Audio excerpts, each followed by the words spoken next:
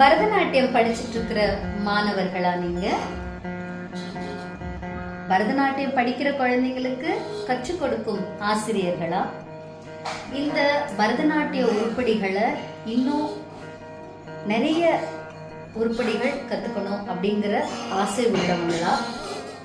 அப்படி work shop மாதிரி கத்துக்கணும், 2 நாள் 3 நாள் 5 நாள் அப்படின்னு கத்துக்கிற உருப்படிகளை முழுமையா அந்த உருப்படிகளை உருப்படியா கத்துக்கணும் அப்படின்ற ஆசையும் இருக்கு அவங்களுக்கு.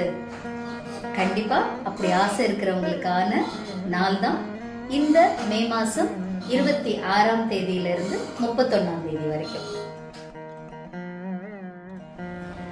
ஆமா, இந்த நாள்ல திருப்பூர்ல உங்க எல்லாரையும் நான் சந்திக்கிறதுக்காக இருக்கேன்.